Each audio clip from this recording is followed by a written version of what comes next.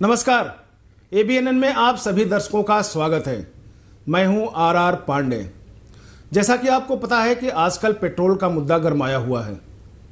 पार्टियां जगह जगह धरना दे रही हैं और लोग सड़क पर परेशान हैं। किसी के स्कूटर में पेट्रोल नहीं है तो किसी के गाड़ी में पेट्रोल नहीं है। इस पेट्रोल से सरकार कैसे खेल खेलती है और कैसे इसकी व्यवस्था होती है, आइए जानते हैं हमारे स्टूडियो में मौजूद रविंद्र कुमार जी से, जो बहुत ही बेबाक अपने बात रखने के लिए जाने जाते हैं। रविंद्र जी, स्टूडियो में आपका बहुत बहुत स्वागत है। रविंद्र जी, ये बताइए कि पेट्रोल से जो सरकार खेलती है, ये किस तरह से इनका खेल खेला जाता है? पेट्रोल जो है हमारे जीवन की आज के समय में सबसे महत्वपूर्ण चीज है जी। यानी जैसे हम कहते हैं कि आदमी के शरीर में खून होता है, ऐसे ही अगर देश की अर्थव्यवस्था की अगर हम तुलना करें तो पेट्रोल हमारी अर्थव्यवस्था का खून है। और इस खून को हर आदमी के लिए उसकी ज़रूरत है, चाहे वो कोई व्हीकल रखता हो या न रखता हो, क्योंकि आपका अनाज आएगा तो पेट्रोल के माध्यम से आएगा, आपकी सब्जी आएगी तो पेट्रोल के माध्यम से आएगी, आपकी किताबें या हिंदुस्तान में कोई भी व्यापार होगा तो पेट्रोल के माध्यम से होगा, कृषि है तो उसमें पेट्रोल की ज़रूरत है, इंडस्ट्री है तो उसमें पेट्रोल की ज़रूरत है, और तो और देश की सुरक्षा के लिए भी पेट्रोल की ज़रूरत है, क्योंकि सेना के तीनों अंगों को, चाहे वो वायुसेना हो, चाहे वो नौसेना हो, चाहे वो हमारी थल सेना हो, सबको पेट्रोल की जरूरत है। तो सवाल ये आता है कि पेट्रोल इतनी महत्वपूर्ण चीज है और आज उसकी कीमत जो है 100 रुपए से ज्यादा हो गई है, यानी पेट्रोल ने सैकड़ा लगा दिया है, जबकि कच्चे दाम की कीमत कम है। इस पे देखिए, कच्चे दाम की कीमत की अगर हम तुलना करें तो मनमोहन सिंह के टाइम में पेट्रोल की कीमत जो थी $121 से लेकर $123 प्रति बैरल थी। आज के समय में जो है मोदी जी की जब सरकार है तो पेट्रोल की कीमत जो है बीच में आपने देखा होगा कोरोना काल में माइनस पे चली गई थी, यानी जीरो कीमत थी उसकी, और उसके बाद जो है आज के दिन वो जो है $51 से $55 प्रति बैरल के हिसाब से। लेकिन हम देखते हैं कि मनमोहन सिंह की सरकार के टाइम में जो है पेट्रोल पर जो गवर्नमेंट एक्साइज लगाती थी वो ₹9.46 था, और वो डीजल पे जो लगाती थी वो ₹3.56 था। आज के समय में अगर हम पेट्रोल की ₹100 की कीमत देखें तो उस पर सरकार जो है 69% यानी ₹68.86 का जो है कर वसूल रही है। और इस कर की वजह से जो है सरकार का खजाना तो भर रहा है, लेकिन गरीब आदमी और गरीब हो रहा है, चीजें महंगी हो रही हैं, ट्रांसपोर्टेशन जो है हमारी जो जेब की क्षमता है उससे बाहर हो रही है, और कुल मिलाकर देश में एक ऐसा माहौल है जिसमें लोग जो है पूरी तरह से स्तब्ध हैं कि कीमत बढ़ रही है और कोई सुविधा नहीं है, लोगों की आमदनी घट रही है, और ऐसे में देश जो है विचित्र स्थिति में पहुंच गया है। आम जनता ये जानना चाहती है सर कि पेट्रोल की जो कीमत होती है वो क्रूड ऑयल से, यानी कच्चे तेल से उसका डिसाइड किया जाता है और वो बैरल के हिसाब से बिकता है। तो जब एक बार ये बात चली थी कि पेट्रोल की कीमत उस रेट से घटता बढ़ता रहेगा, तो फिर ये स्थितियाँ कैसे बन गई इतनी भी? ऐसा है कि जब हम इंटरनेशनल ट्रेड की बात करते हैं तो फ्यूचर कॉन्ट्रैक्ट पे बात होती है। कोई भी सरकार या कोई भी संस्था जो ऑयल कंपनियां हैं, विदेशी ऑयल कंपनियां, उनसे अगर पेट्रोल खरीदती हैं तो वो हर 1 हफ्ते का, 2 हफ्ते का, 3 हफ्ते के बाद का कॉन्ट्रैक्ट लेते हैं, और आप 3 महीने तक का जो पेट्रोल है वह एडवांस में बुक कर सकते हैं, परचेज कर सकते हैं। अब हिंदुस्तान में जो है 82% जो पेट्रोल है हमारा, जो हमारी कंजम्पशन है, चाहे डीजल हो, चाहे उसमें ऑयल हो या हवाई एविएशन फ्यूल हो, उसमें आप देखेंगे कि हम जो है 82% जो है ऑयल बाहर से मंगाते हैं, और 18% जो है हिंदुस्तान अपनी जो हमारी रिफाइनरीज हैं, या जैसे असम है, गुजरात है, या आंध्र प्रदेश के कुछ हिस्से हैं, वहाँ से जो है केजी बेसिन से हम उसको पैदा करते हैं। तो सरकार ने एक बार योजना बनाई थी, मोदी सरकार ने 2018 में, कि हम जो है 2022 तक जो है अपना जो ऑयल इंपोर्ट है वो 15% कम करेंगे, यानी 82 से 67% पर ले आएंगे, और 33% जो है देश का और रिन्यूएबल एनर्जी और विंड एनर्जी और सोलर एनर्जी, इससे जो है कंपनसेट करेंगे। लेकिन वह काम नहीं हुआ है, और आज भी हमारी जो डिपेंडेंसी है, जो निर्भरता है, वो इम्पोर्टेड तेल पर इतनी ज़्यादा है कि हम जो है अगर आज के समय में कहें, अगर पैसे के दर के हिसाब से लगाएं तो हिंदुस्तान साल में 9 लाख करोड़ रुपए का पेट्रोल क्रूड ऑयल इंपोर्ट करता है, और 9 लाख करोड़ का जो क्रूड ऑयल है उस पर जो है सेंट्रल गवर्नमेंट जो है आम जनता से आज के समय में जो अगर 31 रुपए का क्रूड ऑयल इंपोर्ट होता है तो उस पर 36 रुपए जो है सेंट्रल गवर्नमेंट ने उस पर टैक्स लगा दिया है। मतलब 11 लाख करोड़ सरकार जो है, केंद्र सरकार लोगों से वसूलती है, और तकरीबन इतना ही पैसा राज्य सरकारें लोगों से वसूलती हैं। अब ये सवाल आता है कि ये जो कर है वो इतने ज़्यादा क्यों है? आज के समय में दुनिया में जो माना जाता था सबसे महंगा पेट्रोल जर्मनी, ब्रिटेन, फ्रांस और इटली के लोग यूज करते थे, लेकिन आज जो है हम उससे भी ज्यादा जो है आगे बढ़ गए हैं। वहाँ 81 रुपए की दर पे पेट्रोल है, हमारे यहाँ 100 रुपए को टच कर गया है। और इस तरह देखते हैं कि हमारे गरीब देश के लोग जो है ज्यादा से ज्यादा परेशानी में है और पेट्रोल के लिए पैसे दे रहे हैं।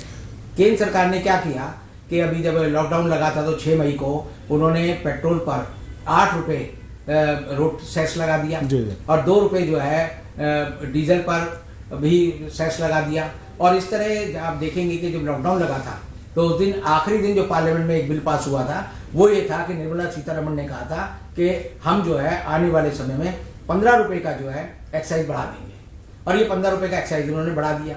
अब जब बजट आया तो उसमें भी केंद्र सरकार ने आप देखेंगे 8 रुपए प्रति जो है लीटर पर रोड सेस लगा दिया है, और 2 रुपए जो है आप देखेंगे उसमें डीजल पे बढ़ा दिया है, और पेट्रोल पे एक्साइज और बढ़ गया है। सरकार जब सेस लगाती है तो सेस लगाने का फायदा केंद्र सरकार को ही होता है कि उसमें उसे राज्य को हिस्सा नहीं देना पड़ता। राज्यों को जो है अगर एक्साइज मिलता है तो उसमें 60% जो है केंद्र सरकार को मिलता है, 40% स्टेट गवर्नमेंट को मिलेगा। लेकिन अगर आप सेस लगा देंगे तो सारे का सारा सेस जो है केंद्र सरकार को मिलेगा, और इसका मतलब यह है कि 16 रुपए का सेस केंद्र सरकार को मिलेगा, और राज्यों को जो हिस्सा मिलना था 16 रुपए में से वो जो है 6 रुपए 6.5 रुपए होता है वो उन्हें नहीं मिलेगा। तो वो जो है अपना घाटा पूरा करने के लिए और सेस अपने यहाँ टैक्स बढ़ा देंगे, और इसलिए जो है आने वाले समय में जल्दी ही जो है पेट्रोल का दाम देश में जो है 112 से 15 रुपए लीटर का हो जाएगा, और तब बड़ी भयावह स्थिति हो जाएगी। देखिए, मिडिल क्लास है जो ऑफिस जाता है, दफ्तर से घर आता है, घर से ऑफिस जाता है और भी काम करता है, फिर इसके बाद आपके माल ढुलाई का हो गया जिससे सब्जी से लेके और खाने की चीज़ों पर असर पड़ता है। तो क्या इस महंगाई के बीच जब पेट्रोल का दाम बढ़ा है तो क्या ये सब भी चीज़ें प्रभावित होने जा रही हैं? बिल्कुल, जैसे ट्रक ड्राइवर जो है वो अपना भाड़ा बढ़ा देंगे, बस ड्राइवर जो है अपनी बस की भाड़ा बढ़ा देंगे। आप देखेंगे कि हवाई जहाज का जो खर्चा है वो बढ़ जाएगा, और आप देखिए कि सबसे ज़्यादा जो बड़ा कंज्यूमर है हिंदुस्तान में पेट्रोल का और डीजल का वो हिंदुस्तान की सेना है।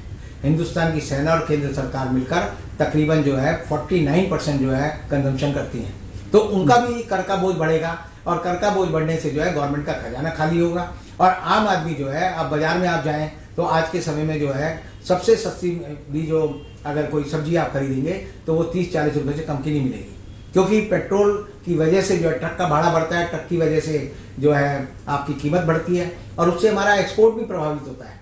क्योंकि अगर पाकिस्तान को देखें, बांग्लादेश को देखें, नेपाल को देखें तो और चीन को देखें तो वहाँ पर जो भी प्रोडक्ट है वो जो बनेगी और जब उसे एक्सपोर्ट करना होगा, उसे बंदरगाह तक लाना होगा, तब जो है जो ट्रांसपोर्टेशन कॉस्ट है वो ज़्यादा होगी, और हमारी जो मार्केट की चीज़ें हैं वो बाहर की कंपिटिटिव मार्केट में जो है महंगी होंगी और लोग उन्हें खरीदेंगे।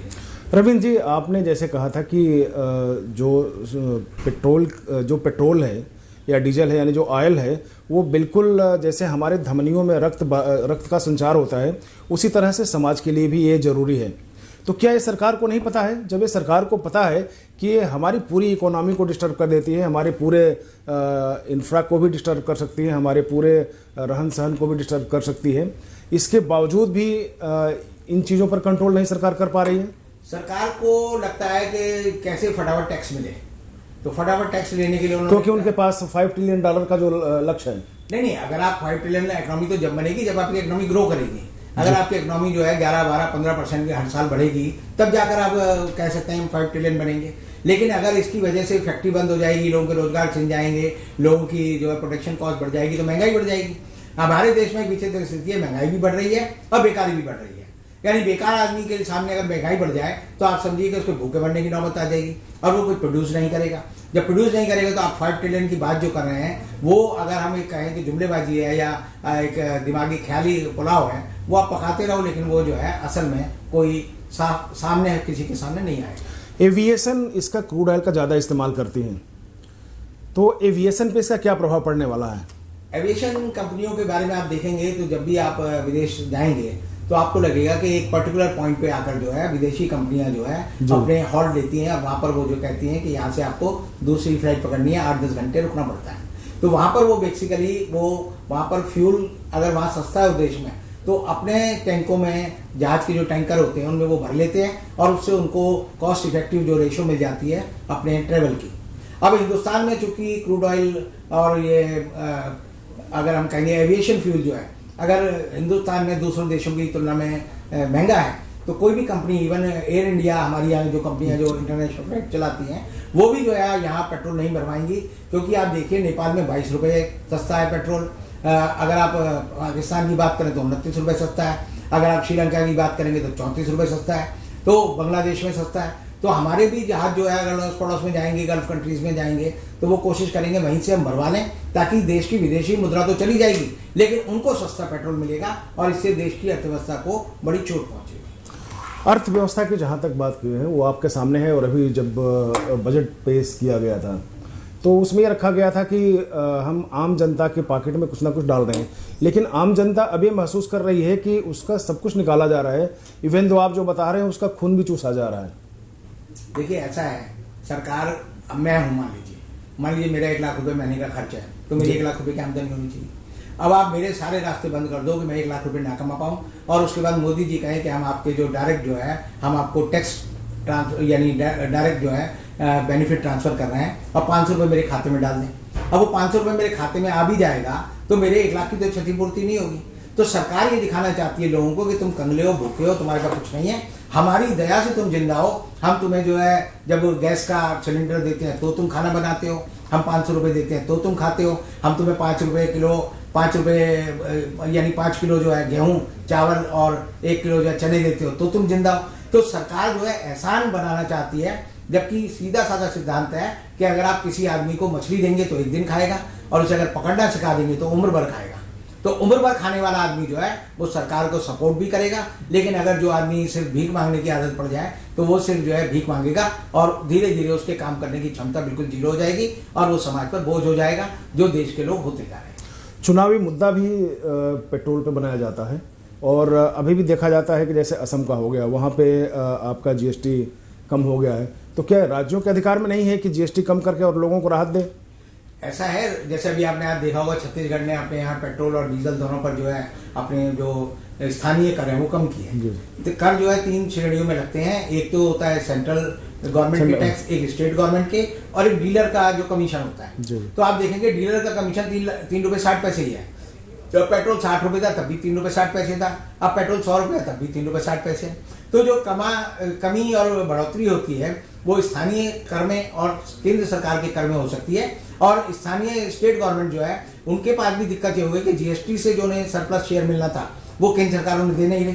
तो केंद्र सरकार ने जीएसटी जब लागू किया तो राज्यों को कर लगाने की जो ताकत है बहुत कम हो गई है। आज के दिन जो एक्साइज है सरकारों के पास सिर्फ 3 चीज़ों से आता है। एक शराब का एक्साइज आता है, एक पेट्रोल और डीजल का एक्साइज आता है, और एक तीसरा एक्साइज उनके पास जो है वो जनता में जो कुछ स्थानीय टैक्स है, लोकल टैक्स, जैसे संपत्ति कर है, जब आप अपनी प्रॉपर्टी की बुकिंग कराते हैं उससे जो टैक्स आता है वो आता है। उसके अलावा स्टेट गवर्नमेंट के पास आज के दिन जो है पैसा कमाने का कोई जरिया नहीं है। तो फिर हम ये कहें कि आगे आने वाले दिनों में पेट्रोल और डीजल की कीमत और बढ़ेगी? मैं बिल्कुल कहता हूं कि पेट्रोल की कीमत जो है, अभी सरकार की जो नीति है, अभी राज्यों के बजट आए नहीं है, अभी किसी राज्य का बजट नहीं आया। जैसे ही राज्यों के बजट आएंगे उसमें बढ़ोतरी होगी और पेट्रोल जो है 115-112 रुपये लीटर जो है आने वाले 2-3 महीने में ही हो जाएगा। अच्छा, एक सवाल और आपसे हम जानना चाहेंगे। जैसे कांग्रेस की सरकार होती थी तो उस समय पेट्रोल पंप का डिस्ट्रीब्यूशन होता था जिसमें बहुत धांधली होती थी, वो चीज़ें अब बंद हो गई है। तो अब जो पेट्रोल जो अलॉटमेंट होता है, पेट्रोल पंप जो अलॉटमेंट होता है, उस पर सरकार कुछ ना कुछ कमीशन देती है, यानी कि वो कंपनी की होती है और कंपनी जो उसको चलाता है उसको कमीशन मिलता है। तो अब जो धांधली है वो तो बिल्कुल रुक गई है। नहीं, कोई धांधली नहीं रुकी। ऐसा है, मैं आपको 2 बातें कहना चाहूँगा इसमें कि सरकार जब अलॉट करती थी तो तब सरकार का पूरा नियंत्रण था। आज के समय में प्राइवेट प्लेयर है, एसआर है या रिलायंस है, वो अपने पेट्रोल पंप चलाते हैं तो वो अपने हिसाब से उनको देते हैं लोगों को। और दूसरा जो है, मैंने बहुत सारे पेट्रोल पंप पे देखा है कि जैसे अडल्ट्रेशन होता है पेट्रोल में, जिस तरह से उसमें एथनॉल मिला देते हैं या और चीज़ मिला देते हैं, तो उससे जो है पेट्रोल में कई पेट्रोल पंप पे तो मेरी खुद की जानकारी में है कि जो मालिक है वो जो पेट्रोल पंप भरने वाला होता है उसे तनख्वाह नहीं देता। उसे कहते हैं हर दिन तेरे को जो है 500-1000 रुपये में देने पड़ेंगे तब तू हमारा पेट्रोल पंप ऑपरेट करेगा। इसका मतलब वो कहीं ना कहीं किसी को टाका लगा रहा है, तब वो जनता से ही वसूल रहा है। अच्छा, एक अंतिम सवाल आपसे अभी जो बन रहा है कि पेट्रोल डीजल की जो भी कीमतें हैं, आपने कहा कि एविएशन में इसका लोग बाहर से भी इस्तेमाल करने लगे हैं, फिर आपने कहा कि हमारी सेना भी इस्तेमाल करती है, सरकार भी इस्तेमाल करती है, और इन सबका टैक्स अगर देखा जाए तो वो एक आम नागरिक से वसूला जाता है। तो आखिर ये जनता कब तक झेलती रहेगी इन सब चीज़ों को? देखिए, जनता की मजबूरी है, जनता जागरूक होगी तो वो जान पाएगी कि हमें जो है कैसे है। जैसे जनता को लोग जो है भेड़ समझते हैं, और भेड़ को काम है कि भेड़ ऊन उगाती है और उसका मालिक जो है भेड़ की ऊन जो है काट के ले जाता है। नहीं, इसके खिलाफ आवाज़ फिर क्यों नहीं उठ रहा है? आवाज़ उठाते हैं, लेकिन आप देखिए उठाने का जो दरिया है, वो नज़रिया है, वो बदल गया है। आज के समय में जो अखबार हैं और जो हमारे चैनल हैं, मीडिया चैनल है या जो सोशल मीडिया है, उस पर लोग आवाज़ उठाते हैं, लेकिन जनरली जो है जो बड़ा मीडिया है वो सरकार के दबाव में है, और इसलिए वो जो है अंतहीन ऐसी बहसें चलाता है जिनका कोई अर्थ नहीं है। कभी वो राम मंदिर की बात करेगा, कभी वो हिंदू मुसलमान की बात करेगा, कभी वो जो है ऐसी बात करेगा कि पाकिस्तान की हालत बड़ी ख़राब है, कभी वो बताएगा कि हमने जो है किम इल सॉन्ग की क्या बुरी हालत कर दी है, कभी वो ऐसी बात बताएगा कि कैसे आतंकवाद जो है अरब देशों में फैल रहा है। यानी कि जो नॉन इश्यूज़ हैं वो हमारी रोजी रोटी के सवाल है, उन पर वो बहस नहीं करते, और इसलिए लोगों को लगता है कि इसमें बहस नहीं हो रही। लेकिन जब आदमी पेट्रोल भरवाने जाता है तब उसे पता चलता है कि पेट्रोल की कीमत बढ़ गई है और उसको उसकी चुभन होती है। तो चलिए, ये थे हमारे साथ अपने विभाग बातचीत के लिए जाने जाने वाले रविंद्र कुमार जी, जिन्होंने ईमानदारी और सच्चाई से अपना पक्ष रखा कि चाहे कुछ भी हो, अंत में भुगतना जनता को ही है। नमस्कार।